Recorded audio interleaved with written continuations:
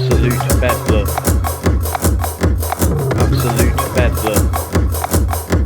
Absolute bedlam.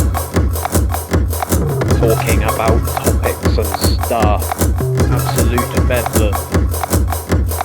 Absolute bedlam. Absolute bedlam podcast. Who? What? Where? Why? It's just going to be absolute bedlam. There we go.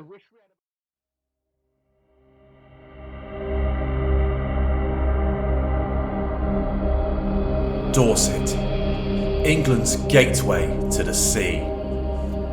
Legends tell of how travellers and wayfarers would navigate vast oceans to meet the natural beauty of the Jurassic coastline. As the centuries have passed, only their song remains.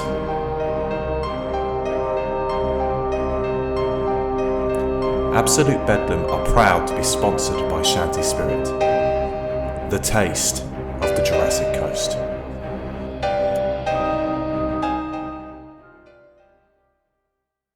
Hello and welcome to Absolute Bedlam podcast. I am rounding off season 12 with the legends that are Digitizer. We've got Paul and Sanya. I spoke to Paul a while back. I don't actually know when, but it was audio only. I can tell you when. 2021. There we go. And I got Sanya to come out of the shower so I could say thank you for your efforts and for putting up with Paul, because he has some mental ideas. Yes, he It all does. seems to happen under your roof, and just don't know how you put up with it sometimes. How do you put up with it? Do you? Well, I don't know. you haven't got. You're powerless to resist. I just go ahead and do it if she objects. There we go. So obviously, because we're getting you back on again, there's a couple of questions I can't ask. Like I used to ask people how school was, and I won't go there because it's just, we've been there in the past and we've spoken about meal deals and we've spoken about Kinder eggs and all that sort of stuff. So I'm just going to sort of have a bit of a recap on your channel and tell you what I thought was quite interesting since we spoke last. Yes. So your It's a UFO... exciting. Yeah. So your UFO interview, Yeah. what was that guy's name? And is that video still up on your channel?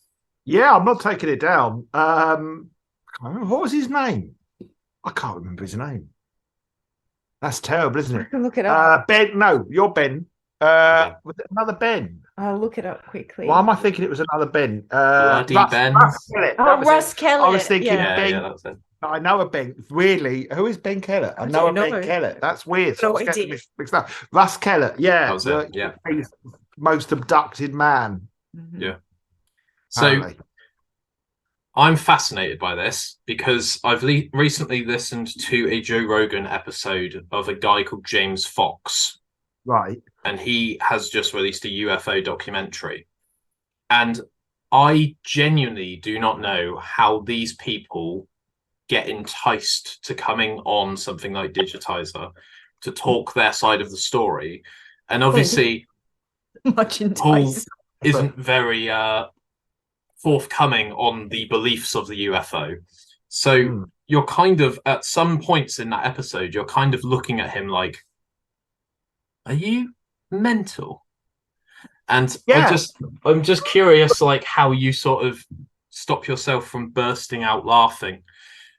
Well, I mean, there was only one point in it where I nearly laughed, and that was when he started describing the different alien races that he'd Yeah. encountered, and was showing me pictures of them. That was the point at which I nearly went. But the rest of it, I was just so freaked out and intrigued. Yeah. But intrigued not because I necessarily believed his story, which I don't. I mean, I'll say it now. I didn't believe his story. He believes it. I think he believes it. Yeah, I think that's part of it.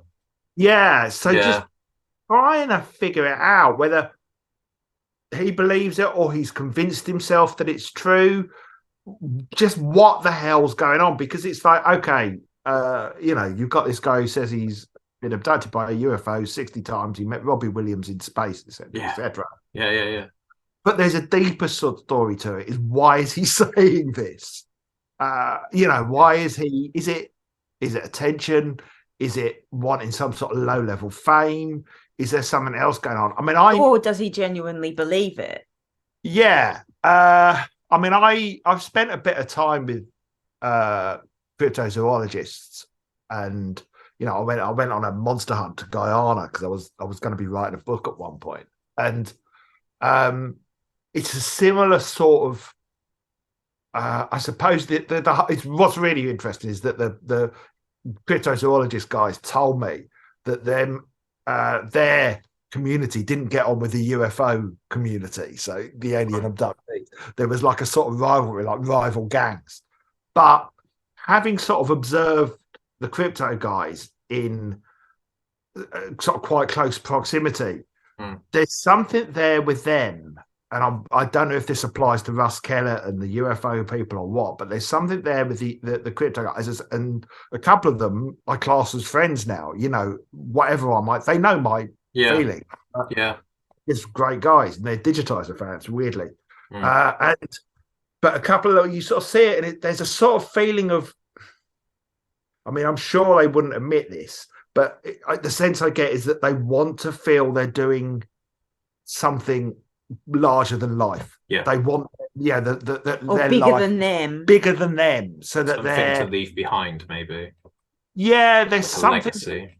There's something going on with that is the sense I got. And I don't know if that's the case with Russ Keller, but I wouldn't be surprised if there's a bit of that wrapped in there. So I don't know, but it was one of the weirdest hour and a halves of my life interviewing him, genuinely, and I've done some weird stuff. I can attest to that statement. Yes, that you have done some weird stuff. I couldn't figure him out. Couldn't figure him out. What was going on? And there was obviously a bit of chat off camera as well. And setting that up was a bit of an ordeal because he's not a very tech savvy man. That was apparent. Halfway through the interview, he just disappeared. He has very slow Wi-Fi, unless it was aliens. But, it was aliens. That's not aliens. He just kept getting abducted. So I don't know, but it's weird. It's one of my favorite things we've ever done on the channel. That whole episode, and it sort of did really bad, and we got so many dislikes. Like people reacted in quite a sort of visceral way to it. Those that watched it. What do you think that was about? I don't know, because I just think he's a man with a very strange story. I wouldn't have disliked it because of that. It was also a bit different to what we normally do, so maybe there was an element of that in there. But maybe I just found him and just thought, I've got to speak to this guy. I mean, he jumped at the chance, didn't he? Even after you said, look, we don't take things seriously, he didn't care. Zero hesitation from him. Have you heard from him since then? No. I mean, he's not the easiest of people to get a hold of, is he? No. He's not one of life's great communicators. Unless you're an extraterrestrial. Yeah, true. Figured out the name for this episode already. It's Talk is run by aliens. Yeah, there we go. A Digitizer story. I think something that's quite apparent to me for flat earthers, and this is probably going to piss a couple of people off, but if you are pissed off, subscribe. That's my metric. So I think a lot of people like the idea of believing in something to the point where they will believe anything. As long as they feel involved and part of a community. That's it. There's a big community aspect to it. I think there's a big community aspect to it, and also believing in something gives you a sense of safety, or it can. There's a sense of security in sort of going, this is how it is, this is the truth. Let's no one question it. If part of you maybe grew up with less security in your life, I can see how that could be appealing. I think how questioning it can cause anger, because what's anger trying to do is trying to protect boundaries. But that's it. I think it's often why it can become quite feisty with these people is because it becomes their identity. Yeah. I am a flat earther, I am an alien abductee, I am a monster hunter, ... So it becomes sort of absorbed within them and becomes, without wanting to sort of get too psychological about it, that I think is what happens. At what point that happens, why that journey, why that path they went down, I don't know. But yeah, I don't know. It's just it's fascinating, but also sort of oddly impenetrable and maddening at the same time. It is fascinating. I think to tie this up in a nice little bow, I've actually got a theory about the UFOs. So apparently, James Fox was saying on Joe Rogan, when there is a nuclear explosion, there is a huge uptake in UFO sightings. And I believe that UFOs are powered by some sort of crazy nuclear technology that we can't comprehend. And when people see Earth using nuclear weapons, the UFOs come and have a look and see if we've blown each other up yet.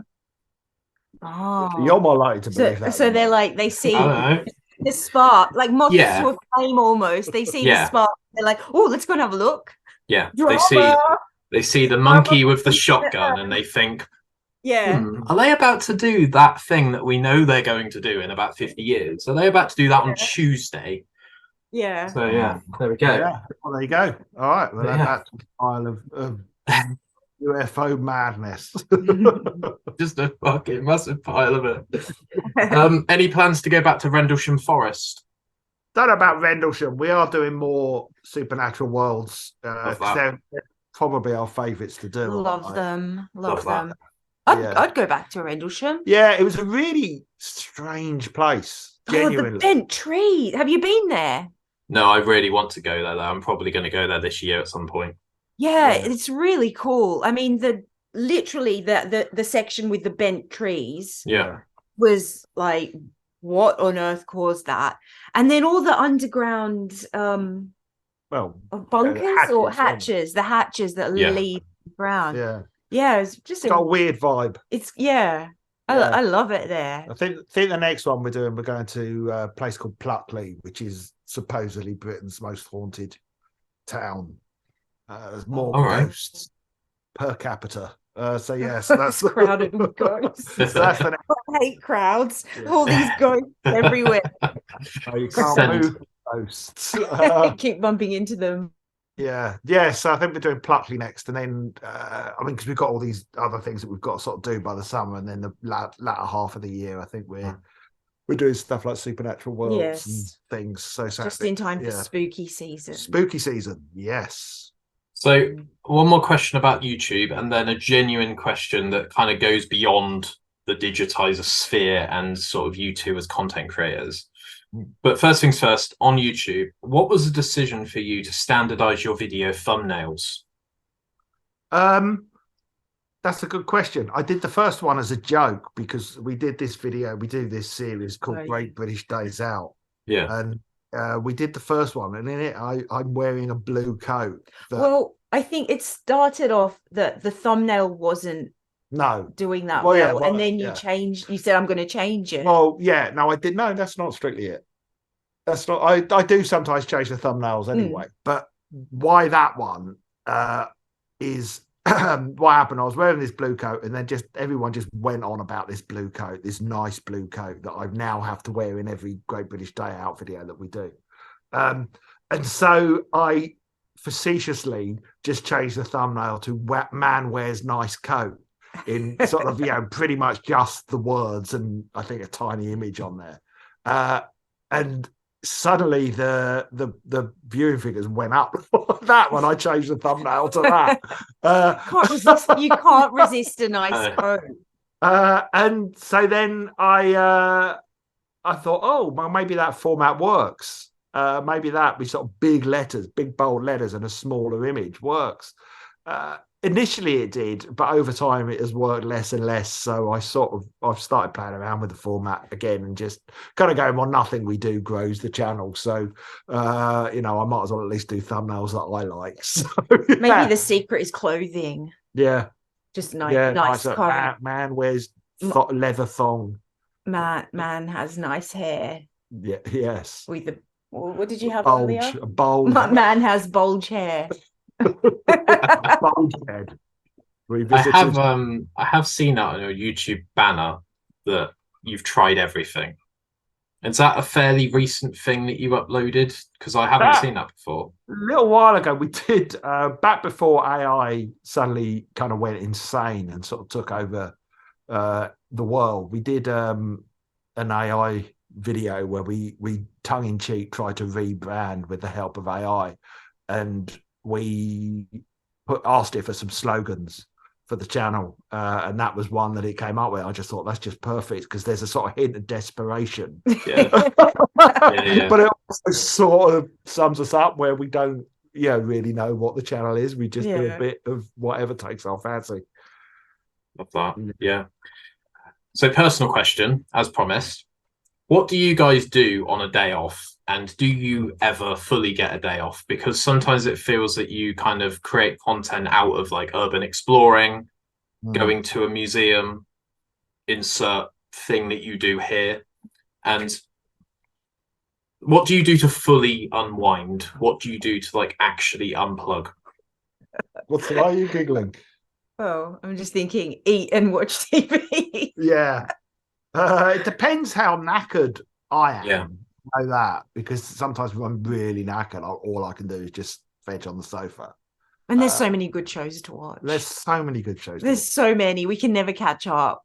My favorite thing that we do is when we we probably 50% of the time we'll get a Saturday night to ourselves. There'll be no kids here, and just drinking wine and listening to music and just having a laugh, really. Looking at funny videos. That's not very exciting. My hobbies are sort of digitizer.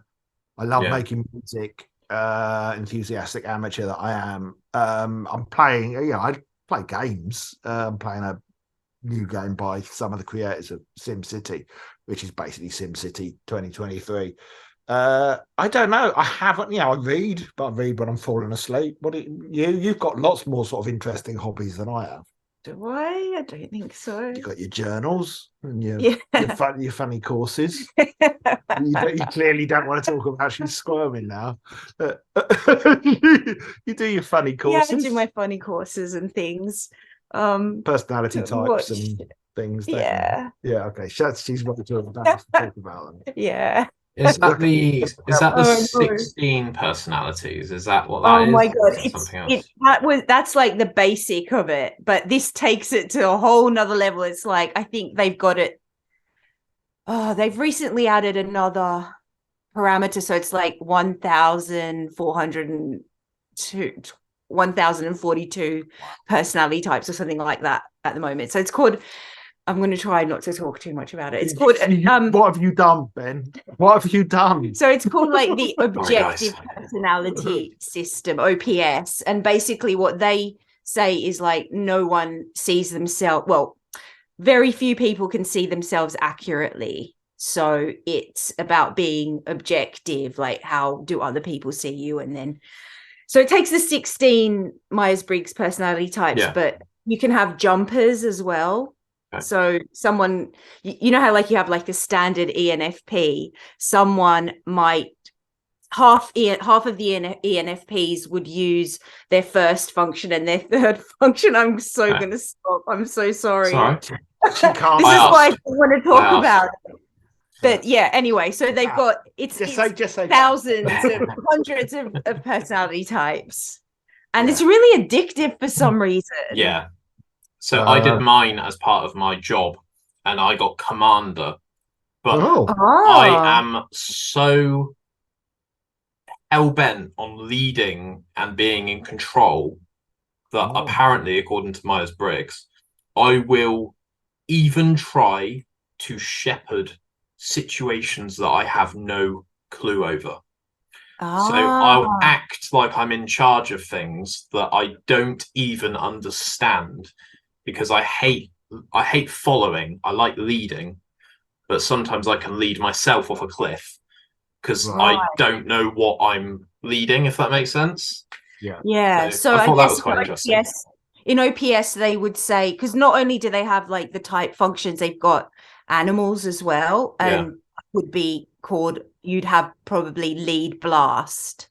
You like to blast, which is you take information and you share with others. So it's more giving out than a taking in of energy information. We just sit there watching TV and there's like, oh, he's, I don't know, a blast last. Right. I don't know. There's not. I don't understand. Right. I don't know. Okay. I don't know. You said animals. Okay, so that's one of my hobbies. But That's- then there's other weird stuff like that. Yeah, I don't really have But any we weird like hobbies. watching shows as well. Yes, we like watching that's shows. our normal. We're so normal so thing. weird and wacky. We watch TV. So quirky. Yeah. I mean, I don't know. I like Yeah. planning things. That sounds really good, but I like kind of planning. He's high blast, I probably Thank you. as well. I'm blast last, so I hate leading people. Okay. Sorry. Shut up now about it. No, that's cool. It's interesting. You've got to get off this call and it'll be I'll get yeah. it. You started out. You've opened back doors. Oh no. Genie's out the bottle, guys. Yeah. So I don't know. We time off. I mean, it's tricky because we do have a lot going on, particularly at the moment. Yeah. And we've got a big family as well with lots of people that need help from us. So we don't get a massive amount of time off. I'm desperate for some time off at the moment, I'll tell you that. But I'll try and do that in August. But anyway. We had a nice day out the other week going to Borough Market. Yeah, we went to Borough Market. We went to Food is always high priority in the time off. Yes. Yes. Yeah. So how's the Marillion podcast going? Actually got the t-shirt. We had a really good recording session today. Yeah, we've had to it's been slightly low priority in recent weeks just because I've been so busy, so we've not had as much time. But yeah, we did a hour and a half episode today that's just gone up. That it's one of our favorite things. Well, I'm just speaking for you, but it's one of my favorite things that we do. I think it's one of yours as well. Yeah, it's probably the thing that we do. I don't know about Sanya, but it's the thing that we do where I feel most like me doing it. It's probably the closest to a sort of authentic me. I'm a little bit more sort of bullying on it with Sanya than I perhaps am in our actual relationship. But it's bullying. That's not fair. You give as good as you get. That's not fair on me. It's probably the thing where it's I let my guard down the most because it's about Marillion, who are sort of near and dear to my heart. So they've been a big part of my life. So we love it. That's a hobby. That's as much hobby. That is, yeah. So you interviewed someone's pretty spectacular from that. I'm not too au fait with Marillion, but I remember watching Paul on Instagram fanboy quite a lot, saying, I can't believe I've managed to get one of the members on Marillion, and you interviewed one of them. I can't remember who it was, though. Can you remember? A couple of them now, keyboard player and the singer. Yeah. Fish, who used to be in the band. Right. I've interviewed a few times over the years, but their lead singer, who has been in the band now like 34 years, everyone sort of forgets. Everyone thinks he's the new boy and just assumes that Fish is still in the band. But we got him, and we've done the keyboard player. We've done their manager. Yeah, and their old manager. We've had a few. So hoping for some more of that. But I mean, I think yes, it's a very geeky podcast, and Marillion fans will get a lot out of it. But we actually get a lot of people listening who aren't Marillion fans. Yeah, I know. I'm always surprised by that. Well, that's because we make the same sort of toilet jokes that we do on everything else we do, and stupid characters and stupid voices. And and it's lovely when those people, because of the podcast, have listened to Marillion and really love their music. Because I think for a lot of people, perhaps those who grew up in the UK had prejudices versus the band. Sort of once you step through, and it's something that I, who grew up in Australia, didn't have that because I'd never heard of them before at all. So it was easier to come to them with an open mind. And I think there've been a few people, some maybe because they're a lot younger, so they didn't grow up with the prejudices against the band. But a certain generation, and listening to them have gone, hang on a minute, they've actually got really great music. They're not all goblins and Dungeons and Dragons stuff. That's not really what they are. So speaking of music, Paul's written an album. Yeah, well, I've done a few Yay. now. This is the first one though that's just come out that I'm actually quite proud of. The others are sort of. It's the first one that I've sort of put out and gone, oh, that sounds like a professional album. But yeah, it was just that I started doing in lockdown because we did a series on the Digitizer channel called Mr. Biffo's Found Footage a few years ago. Yeah. And in the first lockdown, when you had everyone trying to find ways to sort of entertain each other, I thought, oh well, we could do a sort of mini series of found footage, which I called Mr. Biffo's Lost Footage. And I thought, well, I've got time, I've got nothing else to be doing. I'll try writing some of the music for it myself. How hard can that be?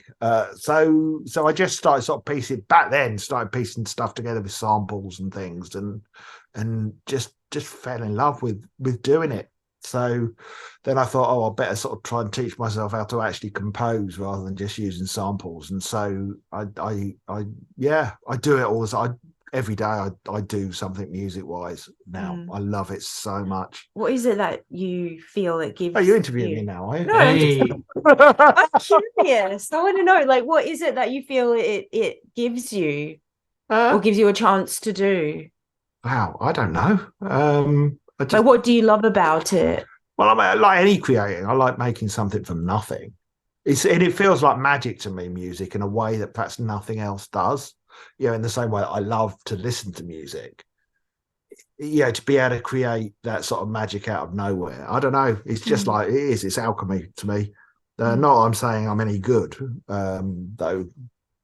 My new album is the closest to any that I've done that I'd go, that's quite good. You got really obsessed with now I'm not a musician. Is it mastering? The mixing and the mastering. Yeah, that was in recent months. Yeah, that was horrendous. I had to teach myself how to do that rather than just sort of slapping the various tracks together. I actually thought, oh no, I'll try and produce this one. So yeah, that was fun. New skill stuff. It's like, not getting any younger. Might as well try and. Do you find it helps you like relax through hyper focusing? Yes. Yeah. We always love that. Something that you can zone in on. Yeah. Fair play, because I've known a lot of guitarists in my day that have been much more talented than me, but the difference between me and them is they've just played at the end of their bed. Yeah. And I say, you need to join a band. I've never heard anyone play guitar like you. I've never heard anyone sing like you. And they're just like, no, just do it because it's fun. And I'm like, you could be making your hobby your entire income stream if you just went out and met people and got into a room and just were a bit shit for a bit. And then it would slowly start coming together. And then you'd start writing songs. You'd make friends, you'd foster relationships from people. And I just went out and I've got 4 strings on my guitar. I'm a bassist. I'm pretty reliable. And I fancy joining a band. And I've not really got any sort of innate talent. And that's not me being self-deprecating. But I tend to sort of abide by the 10,000 hour rule. Oh, yeah. Where if you just keep doing something, eventually it will come to you.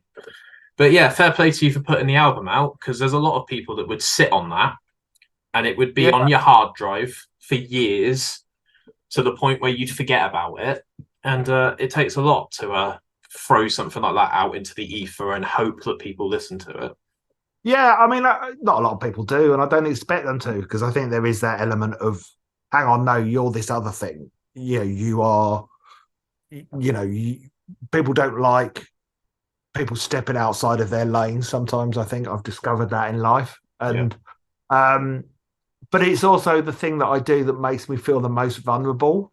And that's the thing. It's like there's a brilliant quote by David Bowie where he talks about where you want to be with creativity is it's like wading out into the sea. You just want to be at that point where your feet are barely touching the bottom, just keeping your head above water.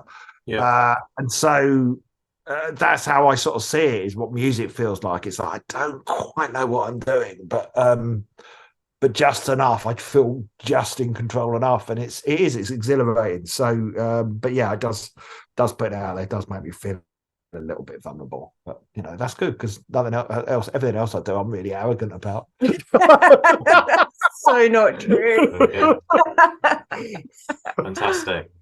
So we've got a slightly silly question because we've got about 9 minutes left, and then we'll have to join the other email. Okay. So this is a question that I heard on another podcast recently. I can't remember which one it was. It was definitely not Diary of a CEO. It's the weirdest place you've ever slept. Christ, I wonder what you were going to say then. Wow, that's a brave thing to ask a married couple. Yeah. No, you're all right. I can answer mine. What's yours? I've been trying to think of it.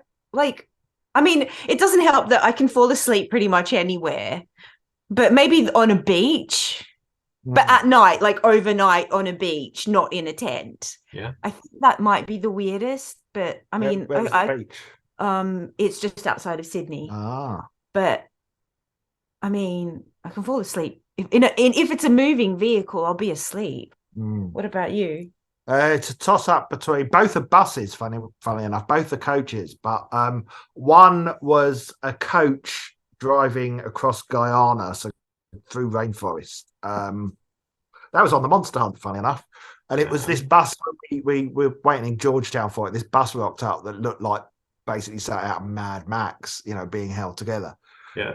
With sort of spit and sawdust. And there was no aircon on the bus. So they had these big windows that could slide open. But by the time we got to the other side, it was like an 18-hour bus journey. I have to say the seats were just phenomenally comfortable. The most comfortable bus seats. You don't expect that. You just don't expect to go on this otherwise horrible bus.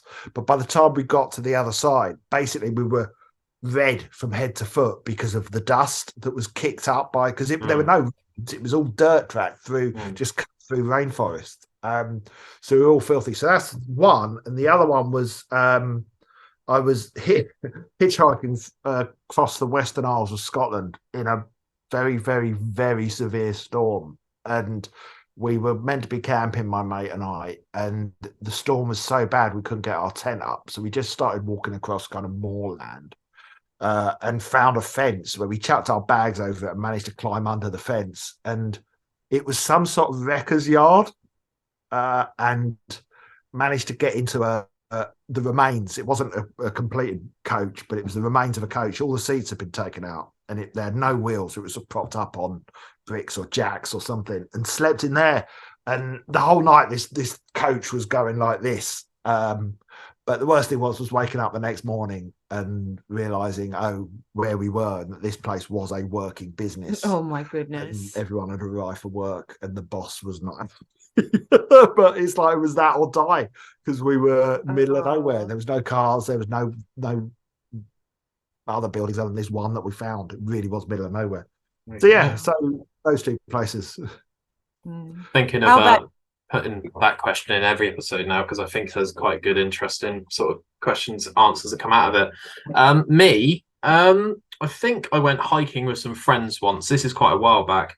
One of my friends, Ross, who I've actually had on the podcast in like season 1, he would go on these like 15 to 20 mile walks, and every stop would be a pub.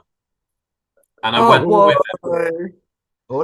with him once, and I realized how far we'd walked, to the point where I didn't think we could actually get home in time, before the day became night. And I think we just sort of camped up, but we didn't have any camping gear. And we kind of just fell on the floor and slept, which was a bit of a weird experience. I then woke up the next day and realized we were about 5 feet away from a direct cliff. So that was fucking terrifying, because I'm scared of heights. So I haven't been on a walk with him since. I can imagine. Wow. And I'm a fidgeter, so I'm lucky to be alive. Oh no, this is the last place. At least if you'd fallen off, you'd have been asleep, so you wouldn't know you hit the bottom. I slept rough on the streets of Rome on my 40th birthday because I got locked at my hotel. That was nice. That was we were drunk, admittedly. It does help. Yeah. But lots of sleeping in vans as a passenger against my judgment from being in a band as well, getting home at sort of 5 a.m. But they're not as exciting as nearly dying, so we'll leave it there. So yeah, there we go. Right, we're going to go to a quick break. We're going to play an advert, and we're going to be talking about your live show and all the stuff that you've been up to since we spoke last. And we're going to ask Venus some questions. So who knows? He might appear, but maybe not. There we go. Right, I'll speak to you in a second. Cheers, guys. Set Surf Ethical Skincare. Set Surf uses only the finest organic minerals and ingredients, taking an ethical approach to protecting the planet as well as your skin. You take care of the good times, while Set Surf takes care of your skin. Are you off to the beach this summer? Well, why not get your hands on some SPF 30 or 50 Set Surf sunscreen to keep your body protected? Absolute Bedlam Podcast, proud to be sponsored by Set Surf Skincare. And we are back. We have full drinks and empty bladders, and that's all we can really ask for in the world of APP. Very, very low barrier to entry on this podcast. So how's this new Digitizer show looking, and how has Digi Level 2 been critically received? Well, Digi Level 2's not gone out yet. We've only shown bits and pieces of it. Okay. They weren't full episodes. No, not like they like. So we haven't done. We haven't filmed everything yet. So it's still sort of process. We've got next week. We've got another bit of filming that we're doing. We're close. We're close to it being done, and then I've got to start putting it all together properly, which I've sort of started in small tentative ways.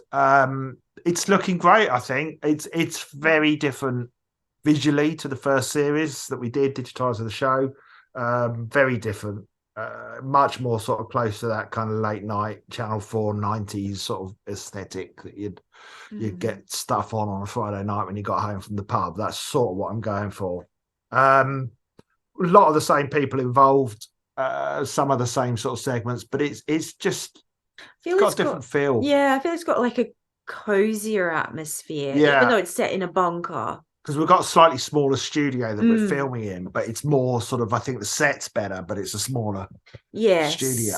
But we've also got more different sets now that we've got. So it's sort of at the same time as it's smaller, it's also sort of more expansive. Yeah. And we're going to be doing some outside filming. And we've got our version of, if you remember the TV show Nightmare, we've done this game that sort of ends in the episode. I love that show so much. Yeah, well, yeah. I mean, it doesn't be anything like it, but it's sort of that was the inspiration. So we sort of filmed it in a virtual studio, basically against green screen, and it will be sort of what the episodes end with. So it's sort of I think it's going to be good. I mean, I'll see how I feel about it once it's done. But I mean, it's been a slow process because, I mean, you may know, but we filmed the first block of it last May. Then my dad got very ill and died, sadly. But that sort of took up then the best of last year. So, we only filmed the sort of second block a few weeks back. Yeah, the beginning of this month. So it was basically a year between each block of filming. Yeah, almost exactly a year. So, continuity wise, it's surprising that I look the same in them and hadn't put on because I put on all the weight before the first block. So, but I don't know. So it's people have been very patient and very understanding that it's taken so long, but I think it'll be worth the wait. Yeah, I feel that having it be a slower process has actually benefited the show. It's allowed ideas to breathe and to sort of germinate on their own, and things come to life that maybe wouldn't have had we rushed through the creative process and the filming process. So I really, really think that it will benefit the finished product. Oh, plus as well, it feels, unlike the first series, it feels more part of the channel. We've got some of the sort of characters that we have on the channel, and you're on screen for bits of it. So it feels, and that was something I was keen on as well, even though we're sort of doing it as a separate thing and it will be on DVD for the backers. I was sort of keen for it not to feel completely alien from the rest of the channel. So, you know, even though it'll have high production values and sort of more involved and more like a proper show, TV show, it will hopefully feel at home on there. And how is Digi Live coming?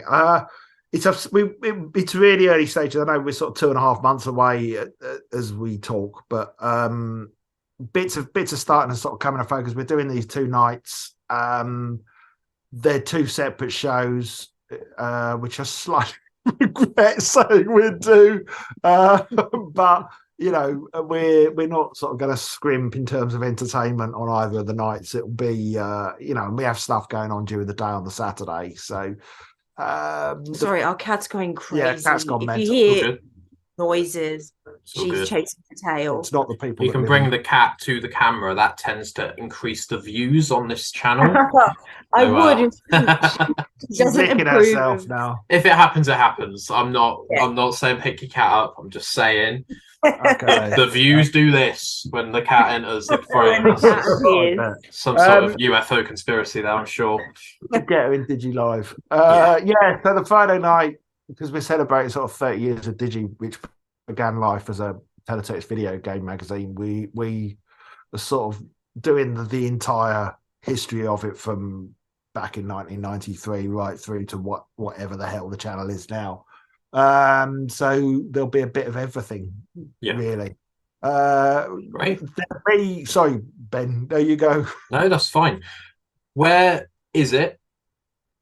Harrow Arts Centre, which is in a nice leafy part of northwest London. It's not a scary bit of London. It's not the central part of London. It's further out. Yeah, a place called Harrow Arts Centre, 28th and 29th of July. Yep. So it's a Friday and a Saturday. There's details on www.harrowarts.com. Yeah, but if you go to our Facebook page or my Twitter or anything, there's links to like an FAQ. And also because this is, you know, what has proven to be a bit of a challenge is we didn't know hotel prices were going to go through the roof like they have. Yeah. So we're trying to help people as much as we can when it comes to accommodation, finding places that are sort of relatively affordable. So there's a Facebook group where people who are willing to give other people lifts will post there, or if anyone's found. Yeah.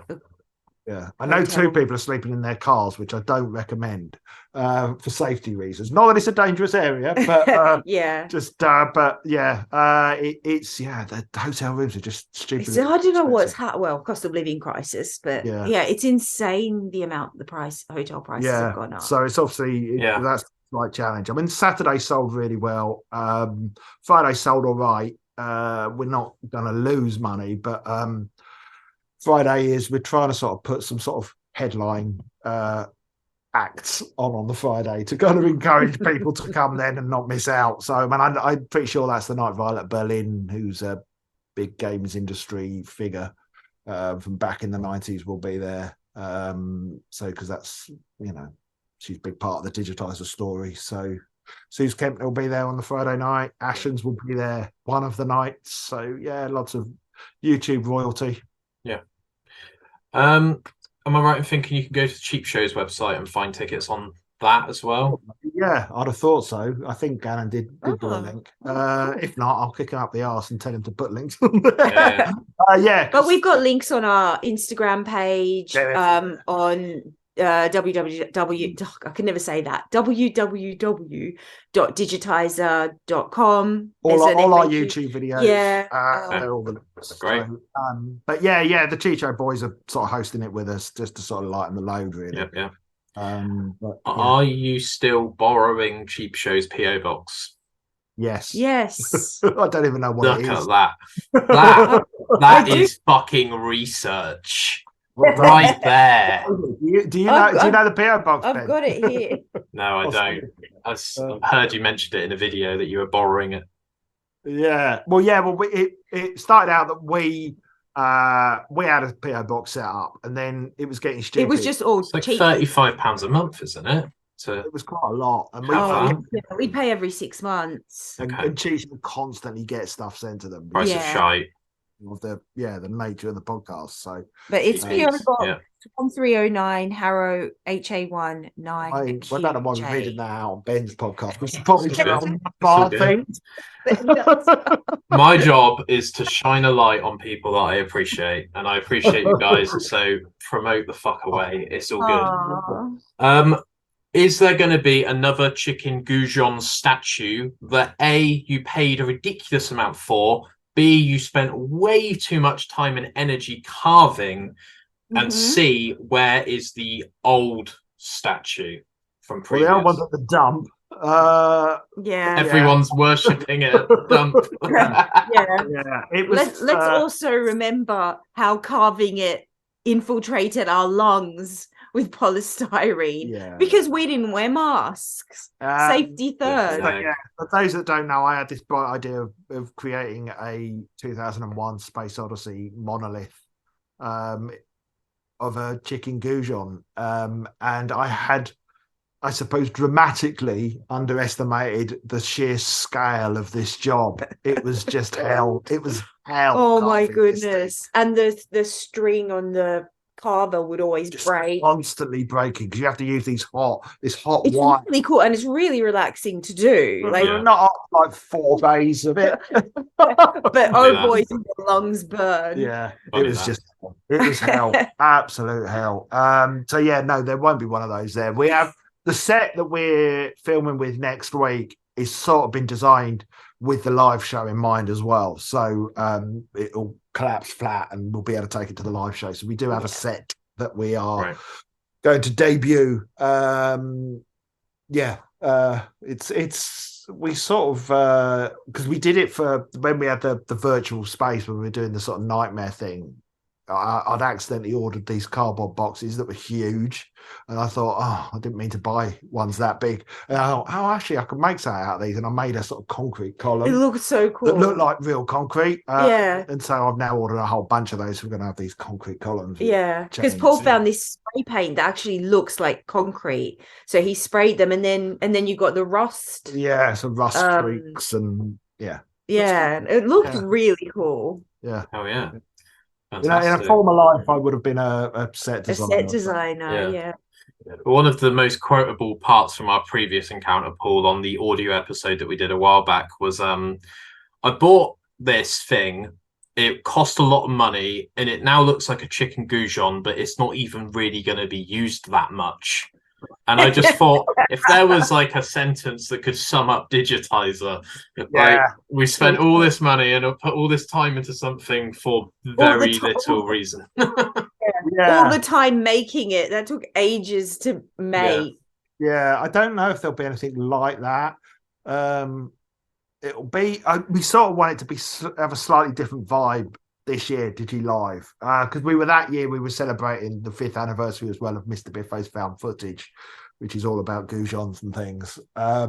So I kind of want, I don't know, I'm going for something a little bit cozier this time, so it won't be quite as sort of stadium showy, perhaps. I mean, it'll still have show-stopping moments, one would hope, but I think they'll be structured slightly differently. Is the plan.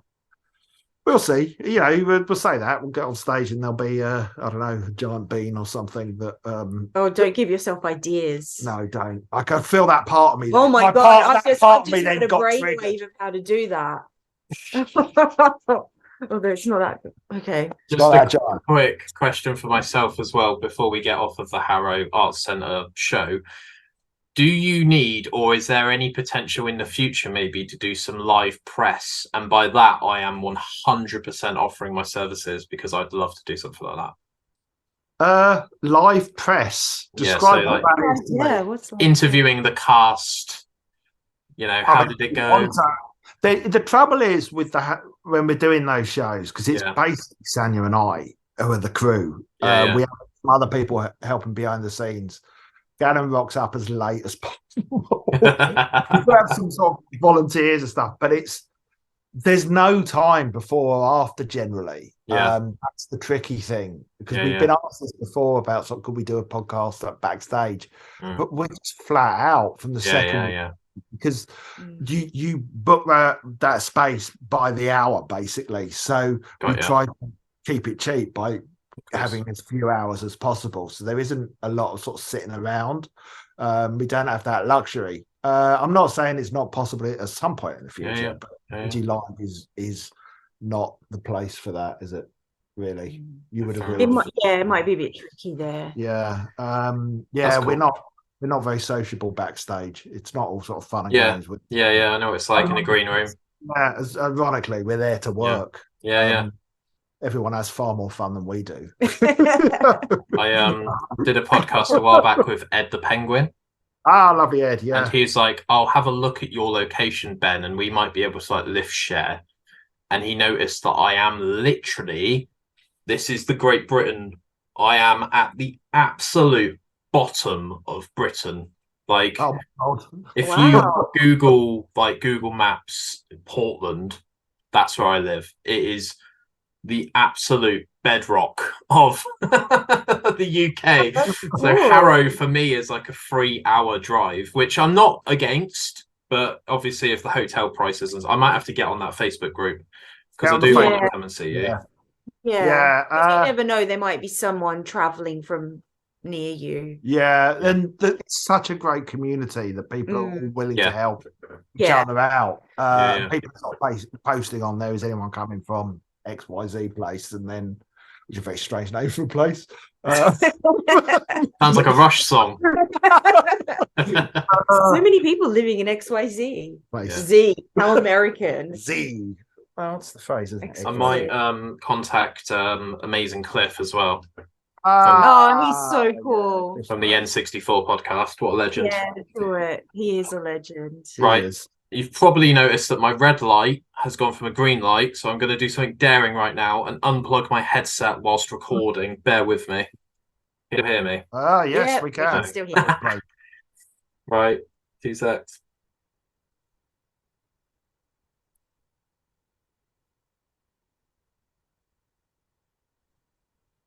Any good? Yeah, can hear you. All good? Yeah. Can you hear us? Yeah, you hear us? No. Rubbish. We hear you. Try that. Can you hear us now? No. How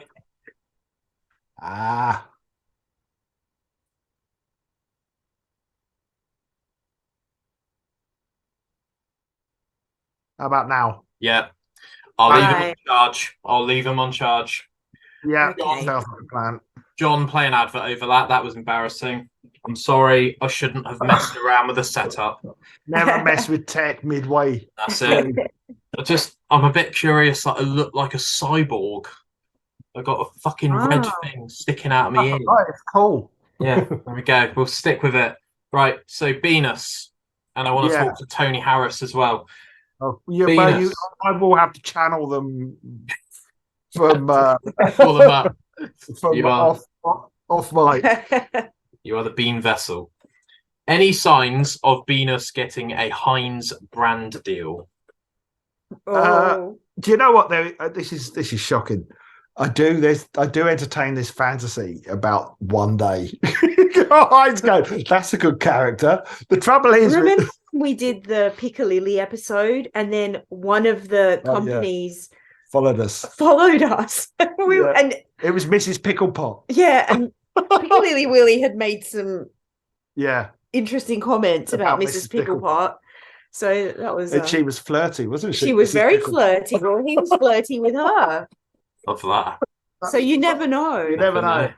The trouble with Venus as well, though, is he that mask is not. It's not my design. I mean, that's why you see it sort of floating around. Other people wearing it. It's like the character was built around the mask that I found was only meant to be a one-off character. So I don't own his likeness, really. I suppose. I mean, I guess if you add the wig and everything else and the the knife. And so forth. Not sure I'd laugh about the knife. but Not sure the knife's a piece of comedy. anyway, no immediate plans. But if Heinz was like to offer me an enormous amount of money, I'd happily redesign the mask. In fact, I did try to, believe it or not, and I couldn't get it looking as good. You remember, I did try and redesign his face to try. Do we have that somewhere? Did you design that one? Yeah, on Photoshop. Get out. But it was they only did it a sort of front print, so the rest of it was black, so it didn't look as good. Oh yeah. Yeah. Oh well. There we go. Watch his space. One thing I have seen in the cost of living crisis is the price of Heinz sauces, like going up by 200%. So they've clearly got money to burn. So if they are looking for a risque marketing campaign, then hit my guys up in Digitizer, and I'm sure that they will probably regret it. But in the short term, it could be quite fun. I mean, I genuinely, I'd say whatever they wanted me to say. I'd literally say anything that they wanted me to say. I would chill for Heinz until I was bleeding from the eyes. Wow. Okay. I'll send this over to them when this is up on YouTube. Yeah, please do. Yeah. How did the bean coronation go? It's good, wasn't it? Being a nation. Being a nation. It was good. It was Messy. It was messy. We haven't Got done messy at the end. We haven't done a lot of live streams. One. We've done a couple. two. But we went more or less without a hitch. We had to start a bit late. But we hadn't done one for like 3 years or something. Yeah. But that was first because Venus he has to be rationed. So that was the first time Venus had appeared in over 6 months. So people think Venus is on the channel all the time, but he's not. And that time when he'd been on at Halloween, that was the first time for 6 months. So he appears tops twice a year. Except Digi Live. So that was my first time. It's weird. No, I'm not going to give any behind the scenes secrets about Venus. It's real. So yeah, it's the first time Venus had appeared for a while. Is Venus currently looking for love, or is he happy being single? He's sort of asexual, really. I don't think Venus cares about a relationship. He's got too many other things on his mind. He just cares about beans. His relationship is with Rowan beans. Atkinson. Yeah, killing Rowan Atkinson. His neighbours, Leyland. Yeah, he hates Rowan Atkinson and Mr. Bean, particularly Rowan Atkinson for the lies. He's. I think I said sort of fairly early on that he's non-binary, but I've never returned to that idea, and I think he is because I just don't think he's just a bean obsessive. I don't think he thinks in terms of sort of sexuality or anything like that. So no relationship. He hasn't got time for love. I think he's probably got time for love if he made time. Yeah, but he doesn't want to make time because he's busy. Busy with his beans. He's busy with his beans and his revenge. Yeah. So I think Venus identifies as non-binary. Hey. Nice one. Thanks. Subscribe, guys. I wanted to say it. I wanted to say subscribe for more then, but that's what Ashton says, isn't it, at the end of his videos? So I won't say that because I'll get a fucking cease and desist from Stuart, and I don't want that because I want him to come back on at some point. Tony Harris, my favourite character of the Digitizer universe. He hasn't appeared in over a year and is long overdue for an appearance. Yeah. Oh. As He's there.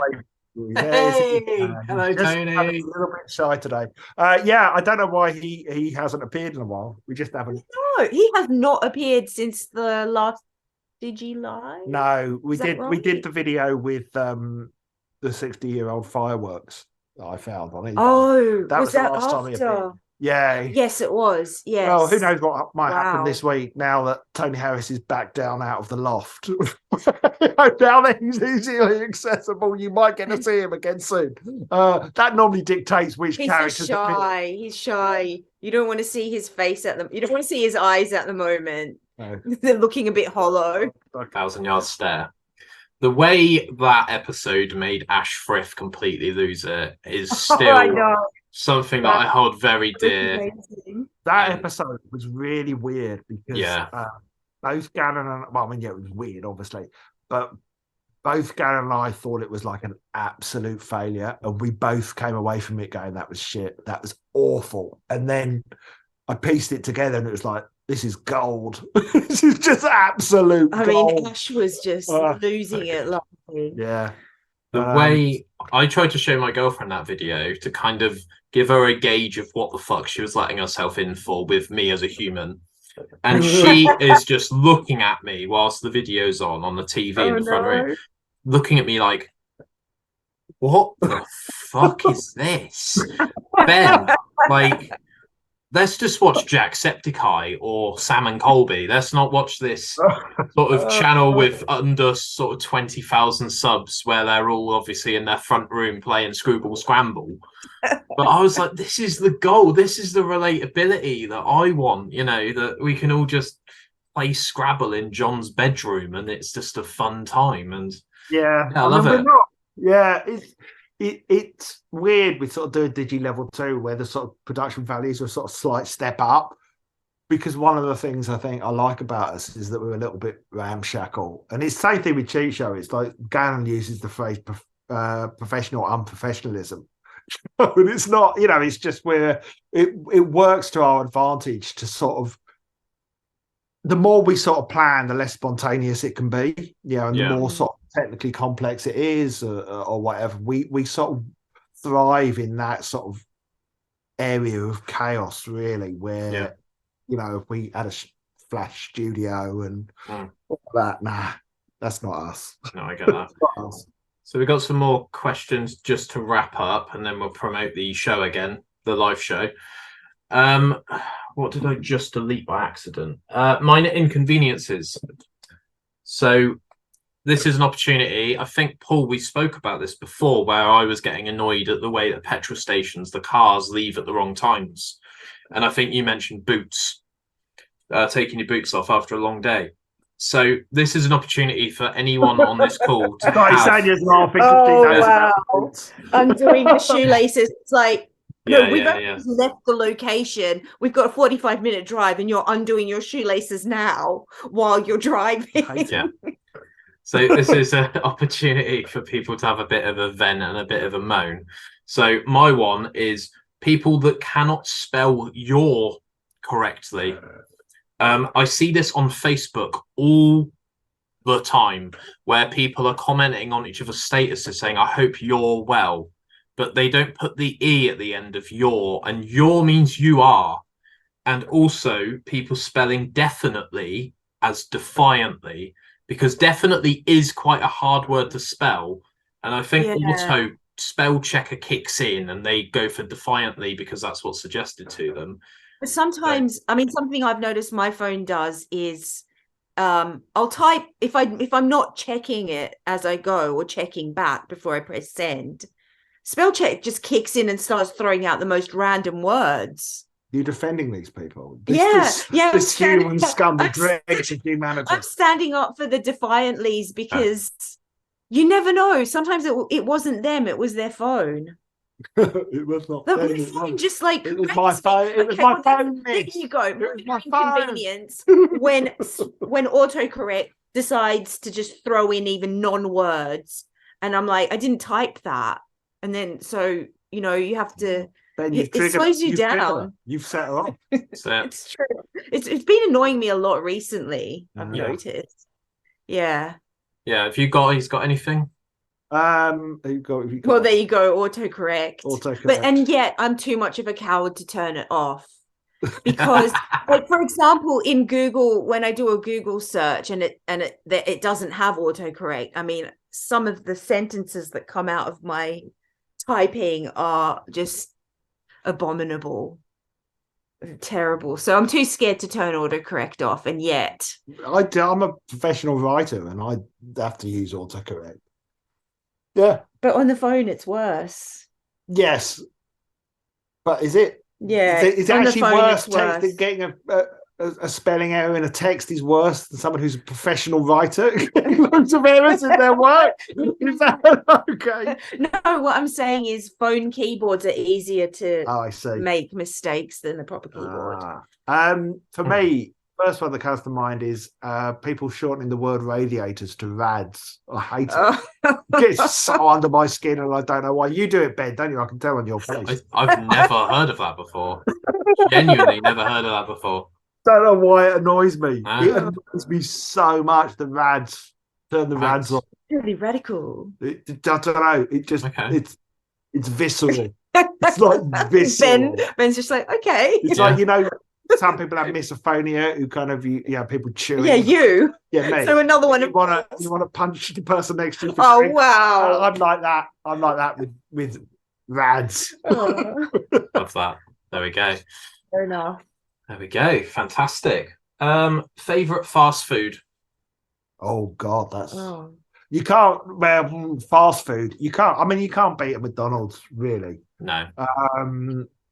But I wouldn't say is it my favorite. I mean, it's buffalo wings. I love buffalo wings. Fancy. It's not fancy. It's not fast food. It's junk food. Yeah, but you don't get it that often. Well, that's because there aren't enough places. There aren't enough chicken shops in Harrow. Not buffalo wing chicken shops. Fair Fried chicken, yeah. Yeah, I do also make very good buffalo wings. You do. But yeah, buffalo wings probably my favorite. I could eat dozens in one sitting. You? My favorite, well, McDonald's chips or fries, whatever you want to call them. They're the nicest of all the fast food places. And is pizza considered fast food? I suppose it is. Yeah, I'd say so. Yeah, pizza. Yeah. Okay. Number one junk food in the world. Where? Well, I don't know if it still exists, but Zizi used to do the best gluten-free pizza. Gluten-free pizzas suck most of the time. Zizi would sit down. Yeah, true. Pizza Express are all right as well. Yeah. Haven't been to Pizza Express before. I tend to go to Papa John's because Domino's once tried to make me wait 3.5 months for a pizza to be delivered to my house. So they are fully on my blacklist now because I would genuinely, I don't want to get into it because this will completely take over the entire episode. But essentially, my delivery driver, like I fucking own him, went home and just decided to not deliver my pizza. So I'm on hold to my store locally for about 40 minutes. Wait, he had your pizza with him? I think so. Or he left it at the store and went home. And, that board that comes up when you order your pizza in the store has like a sort of status, doesn't it? Where it's like in transit, cooking, dough is being made. So I now have so much anxiety about ordering Domino's that I would rather get in my car, drive to a supermarket, buy a pizza from like the frozen section of a supermarket, go home and cook it myself because I know that I'm going to get my pizza. Oh, so, did they ever reimburse you or anything? So they've given me a £25 credit, but I have to buy something from them. Yeah. And then a week later, I'll get like £25 off of the thing I ordered. Oh, what? Fuck them. Yeah. I don't have time for it. I'm trying to be the world's biggest podcaster. I don't have time for Domino's. If you are looking for a brand deal, though, Domino's, I'll say anything you want. Anything you want. Baked bean pizza. Oh, there you go. Oh, good. That's the ultimate partnership right there. There we go. Yeah. As a fellow podcaster / content creator, do you have any questions for me? I'll try and be as honest as possible. You have an editor. Why do you have an editor? I can't edit for the entire Space Moon or any. Like I literally have no patience for editing. I would much rather do this, let my editor do the behind the scenes stuff, and then I can continue booking guests. I can continue promoting the episodes on Instagram, fetching guests, because sometimes I go, oh my God, I haven't got anyone booked in July. That's great for a commander personality type. Yeah, that's true. It's Yeah. more of a commander thing to want to Is do. it? Yeah, Relinquishing because you're control. still going to want to edit. Okay. Oh, Leading. do you see yourself as a commander? Is that why you're saying that? Right. Oh, I okay. don't- No, I think it makes sense. There we go. Yeah. Yeah. Does it make sense? That was my I mean, question. I don't really edit much, but I love it. Yeah, I It's love so it. relaxing. Same. Don't It's have just any. like you just zone in. I think it's perfect for at least our kind of ADHD because you have to stay focused. So it just I don't know. It just thanks. Well, you woke me up Freaking this one. I was having a up. really good dream this morning. You rang me up. Sorry. I was having a really good dream about Disneyland. Oh, I had a terrible dream. I had a dream that I was in a plane that was going to crash. And I could actually feel the plane moving suddenly to the ground. Jesus. And then, yeah, I know, I got really scared. But then we were going on holiday somewhere and it was like, oh, you have to bring your own towels. Oh, no, you hate when people tell their dreams. And then suddenly, so the plane's crashing. It was like, oh, but I found some towels to bring. Okay. So I got completely distracted from the crashing plane. That says a lot, doesn't it? So I stopped looking into dreams when I dreamt once as a sort of 10 or 11-year-old about a volcano, and my mum had a book of dream meanings, and now obviously you just Google it, don't you? So that means you are going to die in a week, according to the book that my mum bought. So guess why I never read any dreams ever again, guys? Yeah. Oh, Well, I'm guessing you didn't die a week I'm later. still there. No, that's ghost. Your mum should have got her money back for that book. that might have been the Needs to week write a after. The week after, I probably went for that hike that I nearly fell off the cliff. There you go. Oh, It's all related, guys. There we there go. you go. Wow. So, final question. We're going to wrap this up somehow. What's the future look like? What's coming up next? What's the big push For us or for the world? for Digitizer? The world is irrelevant right now.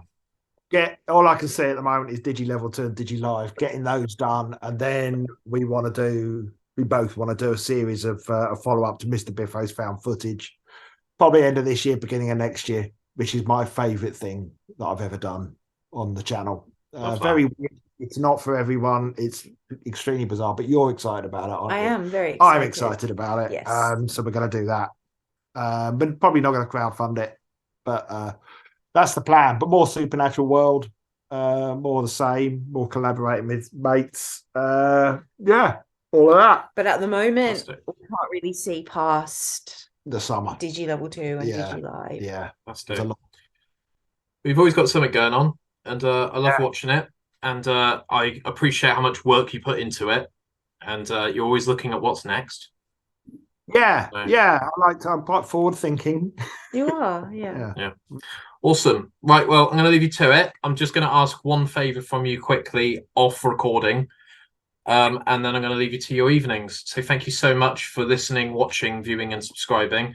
Go over to Digitizer, give them a sub. They deserve it. And thank you so much, Paul. And thank you so much, Sanya. And it's great to see Sanya on the podcast. So there we go. Thank you for Cheers, Cheers, inviting guys. me. Absolute bedlam. Hey guys, it's John here from Absolute Bedlam. Bedlam. We just wanted to take a moment to introduce you to our brand new Patreon. If you head over to Patreon now, you can get access to behind the scenes footage, ad-free content and episodes. You can even send your own requests in terms of the content you would like to see us create. All of this is available to you and more.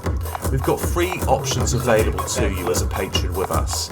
If you just want to support what we do and help build the Absolute Bedlam experience, a small fee of £1 a month, you can do just that. If you want to get access to that ad-free content, those ad-free episodes, for £5 a month, you can join the Hive. And if you want all of that and more behind the scenes footage, commission works with us, live Q&A sessions, for £10 a month, all of the madness, all of the chaos of Absolute Bedlam will be yours. So head over to Patreon now, become a patron, and join the Hive. Absolute Bedlam podcast. Who? What? Where? Why?